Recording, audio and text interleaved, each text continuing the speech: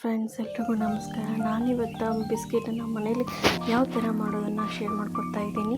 ನಾನು ಇದಕ್ಕೆ ಹಿಟ್ಟು ಕಲಿಸ್ಕೊಳ್ಳೋಕ್ಕೆ ಫಸ್ಟ್ ಒಂದು ಬೌಲಲ್ಲಿ ಒಂದು ಅರ್ಧ ಕಪ್ಪಷ್ಟು ತುಪ್ಪನ ಆ್ಯಡ್ ಮಾಡ್ಕೊತಾ ಇದ್ದೀನಿ. ನಾನು ಇದಕ್ಕೆ ಒಂದು ಬೌಲಷ್ಟು ಸಕ್ಕರೆ ಪೌಡ್ರನ್ನು ಹಾಕ್ಕೊತಾ ಇದ್ದೀನಿ.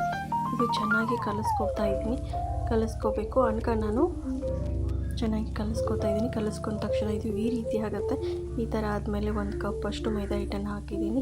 2 ಸ್ಪೂನಷ್ಟು ನಾನು ಚಿರೋಟಿ ರವೆಯನ್ನು ನಾನು ಇವಾಗ ಇದಕ್ಕೆ ಏಲಕ್ಕಿ ಪೌಡ್ರನ್ನು 1 ಸ್ಪೂನಷ್ಟು ಹಾಕ್ಕೊತಾ ಇದ್ದೀನಿ. ಆಮೇಲೆ 1 ಸ್ಪೂನಷ್ಟು ನಾನು ಸೋಡಾನ ಆ್ಯಡ್ ಮಾಡ್ಕೊತಾ ಇದ್ದೀನಿ. ಈ ಥರ ಆಗಿರುತ್ತೆ. ಆವಾಗ ನಾನಿನ್ನು ಚೆನ್ನಾಗಿ ಕೈಯಲ್ಲೇ ನೀರು ಹಾಕ್ತೀನಿ, ನಾದ್ಕೋಬೇಕಾಗುತ್ತೆ. ಇದನ್ನು ನಾನು ಈ ಥರ ನಾದ್ಕೊಂಡ್ಮೇಲೆ ಸಣ್ಣ ಉಂಡೆಗಳನ್ನಾಗಿ ಮಾಡ್ಕೊತಾ ಇದ್ದೀನಿ.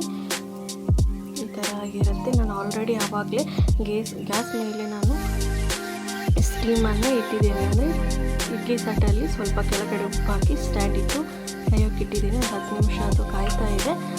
ಅದ ನಂತರ ಇದಕ್ಕೆ ನಾನು ಇಡ್ಲಿ ಪ್ಲೇಟಲ್ಲಿ ಸ್ವಲ್ಪ ಚೆನ್ನಾಗಿದ್ದು ಪ್ಲೇಟಲ್ಲಿ ರೆಡಿ ಆಯಿತು. ನಾನು ಇದನ್ನು 10-15 ನಿಮಿಷ ಕುಕ್ಕರಲ್ಲಿ ಬೇಯಿಸ್ಕೊತಾ ಇದ್ದೀನಿ. ಬೇಯಿಸ್ಕೊಂಡ ತಕ್ಷಣ ನಮ್ಮದು ಬಿಸ್ಕೆಟ್ ರೆಡಿ ಆಯಿತು. ನೋಡಿ ಯಾವ ಥರ ಸ್ಪಾಂಜಿಯಾಗಿ ಎಷ್ಟು ಚೆನ್ನಾಗಿ ಬಂದಿದೆ. ಬಾಯಿಲಿಟ್ಟು ಕರಗುತ್ತೆ. ಈ ಸಮ್ಮರಲ್ಲಿ ಮಕ್ಕಳಿಗೆ ಮನೆಯಲ್ಲಿ ಇದ್ದಾಗ ಮಾಡಿಕೊಡೋಕ್ಕೆ ತುಂಬ ಈಸಿಯಾಗಿರುತ್ತೆ. ನೀವು ಪ್ರಯತ್ನ ಮಾಡಿ ಹೇಗಿದೆ ಅಂತ ತಿಳಿಸಿ. ದಯವಿಟ್ಟು